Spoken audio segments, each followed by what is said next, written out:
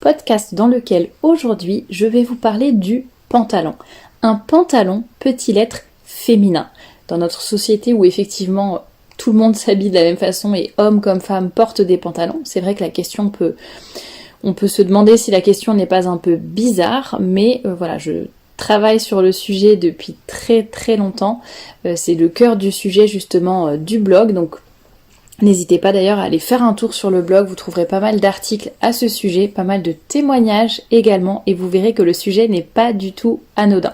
Et dans le vif du sujet, c'est vrai que assez souvent on me dit bon ok Thérèse, on comprend, la robe, la jupe c'est plus féminin, plus élégant, ok le jean slim, bon voilà c'est pas terrible sur les femmes, et puis ça fait que tout le monde est habillé pareil, mais bon ouais, Thérèse, quand même, il faut admettre, il y a des pantalons qui sont féminins, qui ont une coupe féminine. D'ailleurs, une femme qui veut s'habiller en pantalon ne va pas chercher un pantalon au rayon réservé pour les hommes, mais elle va bien prendre des pantalons au rayon réservé aux femmes. Voilà, il y a des tissus particuliers qui vont faire que, voilà, ça va être plus féminin, la coupe, ou je sais pas, des petits détails, etc. Autre objection que je reçois assez souvent sur le kilt, le fait de dire bah oui mais c'est bien beau, mais il y a des cultures où en fait les hommes sont en jupe, donc par exemple le kilt pour les Écossais, ou dans d'autres cultures d'ailleurs, voilà, où les hommes vont porter des tuniques finalement et ne vont pas être en pantalon. Donc en quoi le pantalon est-il, voilà, il est unisexe entre guillemets, en tout cas il peut aller aux deux, de même que les robes et les jupes peuvent aller aux hommes comme aux femmes. On me dit également que lorsque je parle par exemple de l'indécence de certains pantalons, on me dit oui mais il y a des pantalons qui ne sont pas indécents, qui sont larges, qui ne moulent pas, etc. Donc l'objectif de ce podcast est assez simple, c'est vraiment de vous faire réfléchir à plusieurs points, parce que je sais que, enfin en tout cas je trouve ça vraiment dommage que certaines personnes rejettent complètement des idées sous prétexte qu'elle leur paraîtrait vraiment, je pense que c'est surtout ça, en fait, trop difficile à appliquer dans leur vie. Et donc les personnes préfèrent tout rejeter en bloc plutôt que de se dire, allez, objectivement, voilà, je peux y réfléchir, je peux y penser, je peux me poser la question. Voilà, après j'en tire mes propres conclusions et je fais mon cheminement, mais en tout cas entendre les arguments plutôt que de tout rejeter, et surtout de penser que, voilà, comment dire, je pense qu'il faut vraiment garder un cœur ouvert et savoir se remettre en question pour certaines choses. Donc vraiment, en tout cas, c'est ce que je vous souhaite aujourd'hui. Si vous m'écoutez et que vous n'êtes pas encore convaincu, c'est vraiment de vous montrer, voilà, tout simplement, objectivement, avec du recul, pourquoi un pantalon ne peut pas être féminin, tout simplement.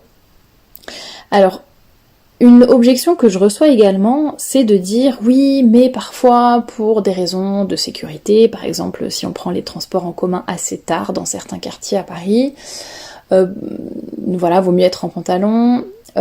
Pour des raisons, je ne sais pas, d'uniforme par exemple, certaines infirmières sont obligées de porter une blouse blanche avec un pantalon blanc d'uniforme. Je ne sais pas, oui, quand je fais de l'acrobranche, vous ne voulez quand même pas que je me mette en jupe, ça serait quand même indécent. Non, bien sûr. Donc, sous prétexte qu'il y a des situations dans lesquelles effectivement le port du pantalon peut se justifier, on a l'impression que ces exceptions, du coup, sont applicables à tout le monde tout le temps, et que du coup, ça justifie que tout le monde, enfin toutes les femmes en tout cas, et le droit, puisse porter un pantalon. Alors que son nom indique, ce sont des exceptions. Et d'ailleurs, saint Thomas d'Aquin en parle très bien. Alors lui, c'est pas à propos du pantalon spécifiquement, mais lui, c'est à propos du voile, je crois, où il donne quelle est la règle à suivre, et ensuite il explique, mais voilà, si pour tel ou tel motif, telle situation, etc., telle exception, ça ne serait pas un péché dans ces cas-là de ne pas porter le voile, par exemple. Donc c'est un petit peu la même démarche et le même raisonnement par rapport au pantalon, c'est de se dire, voilà, il y a des exceptions, mais ce sont des exceptions, cela reste des exceptions, elles ne doivent pas, voilà, par paresse ou par convention, on ne doit pas saisir justement le moindre prétexte pour le faire, mais vraiment se dire, voilà, ça doit rester le moins souvent possible, et Et voilà, tout simplement. C'est vrai que ça peut paraître difficile parfois, on a l'impression que certaines personnes font vraiment une certaine résistance au changement. On préfère, se fondre dans la masse, tomber dans une certaine facilité, plutôt que se remettre en question. C'est vrai que si on se remet en question sur ce sujet-là, après il y a un changement de garde-robe, on a peur que ça change beaucoup de choses dans notre vie, puis que vont dire les autres, et que vont penser ci et ça, l'entourage. Donc c'est vrai qu'il y a une certaine difficulté pour ce changement, mais voilà, je vais vous faire réfléchir à certains points pour tout simplement vous peut-être ouvrir votre esprit et vous donner envie de réfléchir un peu plus loin sur ce thème. Alors déjà, quelque chose moi qui me choque énormément, c'est l'uniformisation. Quand on regarde, quand on a ce genre de débat, ce qui ressort, c'est que vraiment les personnes en gros disent, enfin les femmes surtout, c'est bon, chacune fait comme elle veut, chacune s'habille comme elle veut. Alors il y en a certaines qui vont même jusqu'à dire c'est mon corps, il y a que moi qui compte. Si je veux me trimballer toute nue, je me trimballe toute nue. Si je veux être très peu habillée, c'est mon problème et si ça vous dérange, vous regardez ailleurs.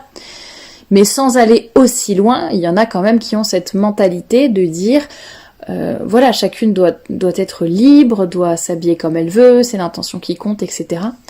Et donc on assiste entre guillemets on est dans une époque de libération, de liberté totale, de beaucoup trop de liberté, d'ailleurs, enfin de fausse liberté plutôt, c'est pas beaucoup trop, c'est vraiment une fausse liberté, une illusion de liberté. Et pourtant tout le monde n'a jamais été autant uniformisé au niveau des vêtements. Alors évidemment il y a la mode qui fait qu'il y a une certaine uniformisation, ça c'est normal, ça n'est pas l'uniformisation dont je parle. Ce dont je parle c'est vraiment que tout le monde s'habille en jean basket quoi.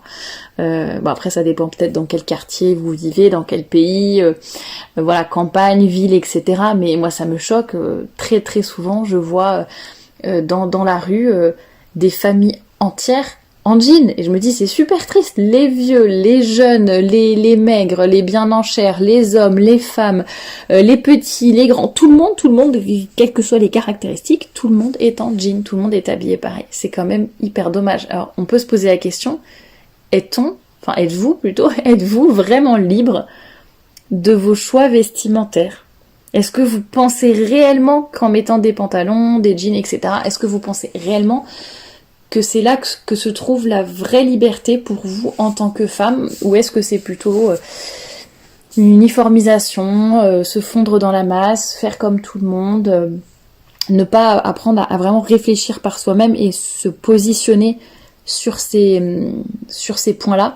Alors pour reparler du pantalon, pour répondre à toutes les objections du fait que dans certaines cultures les hommes portent des tuniques, en fait quand on parle du pantalon qui est un habit d'homme, je parle de notre époque et de notre culture. Donc je ne parle pas de l'ancienne Égypte, de je ne sais pas quoi, du temps des Romains, je parle là, maintenant, 2021, enfin même depuis un peu avant 2021 bien sûr, mais voilà, je parle de nous maintenant, aujourd'hui en France. Il y a qu'à regarder justement le picto sur les portes des toilettes, que vous soyez au restaurant ou sur une autoroute ou je ne sais quoi, voilà, comment on distingue où sont les hommes, où sont les femmes. Eh bien les hommes portent un pantalon sur le picto et les femmes portent une robe. Et c'est très clair pour tout le monde où chacun doit aller. Donc ça montre bien, on voit bien que culturellement, à notre époque, cela reste le pantalon reste un habit masculin. De même, pour le moment, on n'en voit pas trop encore, heureusement. Mais de même, on ne voit pas d'hommes qui portent des robes, des jupes à notre époque, dans notre culture, parce que c'est féminin, par excellence. Seules les femmes en portent. D'ailleurs, il suffit de regarder aussi beaucoup d'ouvrages de savoir-vivre qui parlent donc de la tenue vestimentaire féminine en pas mal d'occasions différentes. Et ça revient très très très souvent que vraiment l'élégance pour une femme, c'est d'être en jupe et en robe. Et quand je parle d'élégance, je ne parle pas de chic, de mariage, de soirée de gala, d'occasions particulières dans lesquelles on porterait une robe et uniquement dans ces occasions particulières. Non, là c'est vraiment dans pour l'élégance au quotidien. Voilà. c'est vraiment les robes et les jupes. Et quand on me dit oui, mais tel pantalon avec la coupe, le truc, un joli petit chemisier, etc., ça féminise la tenue. Oui, mais quand on est en robe et en jupe, en fait, il n'y a rien à féminiser. On est déjà, déjà bien féminine, tout simplement. Et autre chose très importante, c'est la différence et la complémentarité des sexes qui doit être visible. Et c'est très important aussi pour la construction de l'identité chez les enfants, ça. J'ai eu certains témoignages de certaines d'entre vous qui m'ont parlé justement de l'impact sur les enfants. Voilà, quand maman a changé sa façon de s'habiller, quand maman a laissé ses pantalons et a commencé à ne porter que des jupes et des robes, et a essayé de faire la même chose du coup pour ses enfants, l'attitude des enfants a changé. Les enfants ont remarqué, les enfants ne se sont pas positionnés de la même façon. J'avais un témoignage comme ça d'un petit garçon qui voulait toujours ressembler à sa sœur, avoir les cheveux longs, etc., etc. Et à partir du moment où la maman a lâché ses pantalons et également a donc fait du tri dans la garde-robe de sa fille, et ben le petit garçon a vraiment commencé à se comporter entre guillemets comme un petit garçon et à comprendre qu'il était différent de sa sœur et qu'il n'était pas une fille, qu'il était un garçon. Et ça l'a aidé aussi. Enfin, ça a eu beaucoup d'impact sur toute la famille finalement. Quand on voit que la théorie du genre est enseignée partout et qu'on essaye de déconstruire la différence et la complémentarité des sexes au quotidien, partout, que ce soit dans les médias, de façon plus ou moins visible et plus ou moins ouverte. Et d'ailleurs, parmi celles qui rejettent le pantalon, il y en a beaucoup qui sont au courant de tout ce genre de choses et qui s'opposent à la théorie du genre, et pourtant, elles portent des pantalons. C'est quand même super dommage. Voilà, beaucoup de personnes aussi ont insisté sur l'importance justement de la visibilité, que ce soit visible cette différence et cette complémentarité des sexes. Et pour revenir sur le kilt, par exemple, dont on me parle très souvent quand on veut m'envoyer des objections sur le pantalon, le kilt des hommes et celui des femmes n'est pas pareil. Le kilt des femmes est long jusqu'aux chevilles, le kilt des hommes s'arrête aux genoux. Donc il y a quand même une différence visible, réelle, entre le kilt masculin et le kilt féminin. Bon, et qui de toute façon n'est pas porté en France à notre époque, donc on n'est pas tellement concerné, mais voilà, pour répondre là-dessus. Ce sujet est difficile, le sujet du pantalon, parce que bon, déjà ça touche au choix vestimentaire. Donc comme je l'ai dit, ce sujet est toujours hyper délicat, il y a toujours des femmes pour se vexer ou être un peu susceptibles, et ce que je comprends très bien d'ailleurs, parce que voilà, on touche à notre image, on se sent jugé, donc forcément ça peut être un petit peu difficile. Et d'autant plus difficile que le port du pantalon par les femmes est vraiment, j'allais dire, imprégné dans notre culture et dans notre société. C'est vraiment devenu une habitude, on voit cela partout. Mais justement, si vous apprenez à regarder les choses autrement, avec un petit peu de recul, vous vous rendrez compte que ouais, vraiment une femme en robe et en jupe est tellement plus belle et ça paraît tellement plus naturel finalement.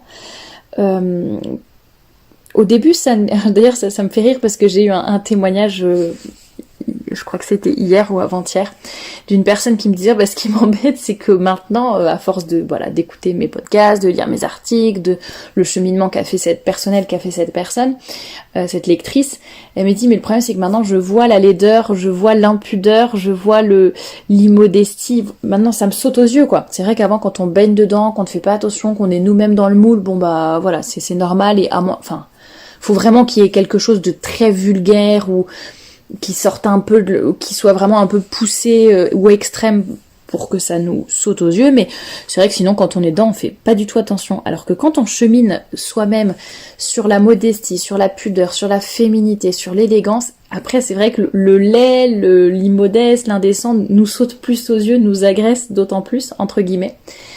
Et bon, ce témoignage m'a fait sourire parce que c'est exactement ce que j'ai ressenti également. Et c'est vrai que quand on change de tournure d'esprit et que l'on étudie toutes ces questions, eh bien, regardez vous aussi dans la rue, où vous verrez le pantalon va à très peu de femmes. Mais d'un point de vue purement, purement morphologique, la plupart des femmes sont serrées, sont boudinées, sans être grosses ni quoi que ce soit, mais en fait elles sont toutes serrées et boudinées dans leurs pantalons, elles n'ont pas l'air très à l'aise. En été, mais qu'est-ce que ça me fait de la peine de voir des femmes en jean, je me dis mais elles doivent mourir de chaud, alors qu'on est tellement mieux dans une petite robe ou une jupe dans un coton ou en lin, enfin un tissu d'été quoi tout simplement. Bref, donc c'est vrai que c'est assez difficile, il faut se dire, bon, je baigne là-dedans, maintenant il faut que j'apprenne à prendre du recul, à lever un petit peu la tête et essayer de prendre de la hauteur sur tous ces sujets. Alors je parlais justement de la culture en disant, maintenant c'est vraiment imprégné dans notre société, dans notre culture, le fait que les femmes portent des pantalons. Autrefois c'était très mal vu, au début voilà ça a fait beaucoup de remous, le port du pantalon était interdit à Paris jusqu'en 2013 officiellement, bon évidemment ça faisait très longtemps que les femmes n'étaient pas verbalisées pour cela, mais c'est vrai que la société a évolué, notre regard à tous a changé sur le port du pantalon par les femmes, donc maintenant c'est vrai on pourrait dire, Thérèse, tu le dis toi-même, est-ce qu'on ne pourrait pas dire que les choses évoluent? Voilà, maintenant c'est rentré dans la culture, maintenant c'est un changement, et maintenant c'est bon, le pantalon est un habit féminin. Eh bien non. Et non, toujours pas, le pantalon n'est toujours pas féminin. Et pourquoi j'insiste tellement là-dessus? Parce que, en plus, tous les témoignages que je reçois vont dans ce sens, et on voit bien que le port du pantalon par les femmes, le jour où ça changera, à la limite... on en reparlera, mais le port du pantalon par les femmes vraiment modifie leur mentalité. Parfois de façon plus ou moins forte, de façon plus ou moins évidente, mais ça arrive vraiment très souvent. Voilà, il suffit que vous alliez voir le livre d'or sur le blog par exemple pour le comprendre. Le pantalon change la mentalité féminine, la façon dont la femme va se percevoir, la façon dont elle est perçue des autres. Il suffit de voir les grandes chefs d'entreprise par exemple, c'est le cas dans mon entreprise, une femme donc a succédé à un homme il y a 1 ou 2 ans, et quand on la voit on se dit mais en fait elle singe les hommes quoi, enfin elle est habillée comme un homme, il n'y a aucun attribut féminin, enfin je sais pas, en plus elle a les cheveux courts la pauvre, donc vraiment il n'y a rien dans l'attitude, dans les vêtements, quasiment rien qui la différencie d'un homme. Et je trouve ça super dommage de se dire que les femmes ont besoin de singer les hommes, éprouvent le besoin de singer les hommes, même au niveau vestimentaire, pour s'affirmer, pour se donner de la valeur, pour penser, en se disant mais comme ça j'aurai de la valeur, c'est quand même super dommage. Alors je sais que peut-être vous au quotidien, si vous portez des pantalons, ça n'est pas dans cet état d'esprit pour m'affirmer, pour je sais pas quoi, mais je pense qu'en fait ça change quand même la mentalité inconsciemment. Et moi c'est quelque chose qui m'avait beaucoup choquée, je l'avais lu dans un livre au tout début quand je m'intéressais à ces questions, je me suis dit non attends, le pantalon qui altère la mentalité féminine, bon bah ça c'est pas un argument qui va me convaincre, vraiment là je vois pas quoi. Et en fait c'est vrai que bon, à force déjà d'avoir cheminé de mon côté et puis de lire tous ces témoignages, je me dis mais si en fait c'est vraiment, ça change énormément de choses, ça change même au niveau spirituel, au niveau du couple, au niveau de la confiance en soi, au niveau de plein de choses. Et on se rend compte que c'est vraiment, ça altère la mentalité féminine qui devient finalement masculine. Tout simplement, en plus, quand on porte une robe ou une jupe, on ne se tient pas de la même façon, on n'a pas la même attitude. Les hommes ne vont pas non plus avoir la même attitude envers nous. Plus on va être féminine, généralement, et décente évidemment, plus on aura de respect, de galanterie, d'intérêt, mais de véritable intérêt pour nous en tant que personne et pas juste en tant que corps et en tant que chair. Donc voilà, tout simplement, théorie du genre, différenciation, mentalité, il y a vraiment beaucoup de choses. Et puis on peut aussi se dire que le port du pantalon par les femmes est tout simplement quelque chose qui a été voulu et promu en tout premier par les féministes. J'en ai parlé souvent du féminisme sur cette chaîne et dans mes articles, mais donc on peut se dire que ça n'est pas du tout innocent. Si dans le combat féministe, il y avait le combat pour le pantalon, voilà. Je pense que rien n'est innocent. Et même si vous, aujourd'hui, vous ne portez un pantalon, vous n'êtes pas en train d'enfiler votre pantalon le matin et de vous dire « Allez, je mets mon pantalon, je suis féministe ». Non, je me doute bien que non. Et moi, la première, quand je portais des pantalons, je ne pensais pas du tout être féministe ou je ne soutenais pas spécialement leur cause. Enfin, d'ailleurs, je m'intéressais pas trop à ça. Mais en fait, Toujours est-il qu'en fait ça va dans leur sens quand même, et qu'on le veuille ou non. Et la mentalité féministe s'infiltre partout, partout, partout, croyez-moi. Et c'est une mentalité. Ça ne veut pas dire qu'on va être... c'est un état d'esprit. Ça ne veut pas dire qu'on va être avec nos pancartes dans la rue en train de revendiquer quoi que ce soit, ou de cracher sur les hommes, ou de gifler le premier homme qui nous passe sous le nez. Faut pas penser tout de suite à des choses extrêmes. Le féminisme, ça peut, comment dire, s'insinuer, c'est une mentalité, oui, c'est vraiment une mentalité que l'on retrouve partout, partout, partout, à l'heure actuelle, plus ou moins forte, plus ou moins affirmée, plus ou moins consciente chez les femmes, mais il y a une mentalité féministe et c'est vraiment dommage. Et une des premières façons de lutter contre cette mentalité, c'est tout simplement de porter des jupes et des robes aussi. Alors je peux revenir aussi sur beaucoup d'autres arguments en faveur du port de la jupe et de la robe, mais il y a également la santé, l'élégance, le confort, la facilité. Je parlais tout à l'heure des femmes qui sont vraiment boudinées dans leurs pantalons, mais stop, arrêtez quoi. Et par exemple, les femmes qui ont un peu de forme, elles sont tellement plus belles dans des robes et dans des jupes. Donc voilà, après il faut se lancer, ça c'est sûr, mais je pense que vraiment ça vaut le coup. Et donc non, un pantalon ne peut pas être féminin. Et rappelez-vous aussi quand...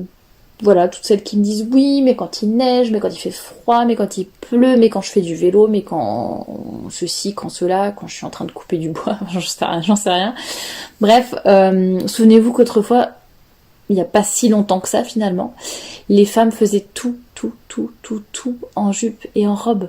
Mais tout, les travaux des champs, entretenir leur maison, s'occuper de leurs enfants, voilà. Donc il faut juste adapter sa jupe et sa robe, évidemment, on prend pas la même robe pour aller à la messe ou pour aller à une soirée de gala et puis pour aller faire son potager ou s'occuper de ses enfants. Mais en tout cas voilà, on peut mettre un tablier pour protéger ses vêtements, on peut mettre un legging sous sa jupe ou sous sa robe si on a peur que ça s'envole ou je ne sais quoi si on travaille dans son jardin. On peut adapter vraiment le tissu, la coupe pour être confortable, se sentir bien, pouvoir faire tous les mouvements que l'on veut. Pareil, si la robe et la jupe ont la bonne longueur, il n'y a aucune raison de s'inquiéter, d'être mal à l'aise. Donc voilà, tout simplement, un peu tous les arguments, j'en ai sûrement oublié, mais c'était pour vous donner un petit peu le principal et vous dire et vous redire qu'un pantalon ne peut pas être féminin. C'est vraiment un habit de la garde-robe masculine, qu'on le veuille ou non, même si on trouve nos pantalons, enfin même si vous trouvez, parce que moi j'en achète plus, même si vous trouvez vos pantalons au rayon femmes, il n'en reste pas moins que c'est un habit masculin dans notre culture, à notre époque. Si nous voulons être vraiment féminines, portons des jupes et des robes. Si nous voulons être décentes, portons des jupes et des robes.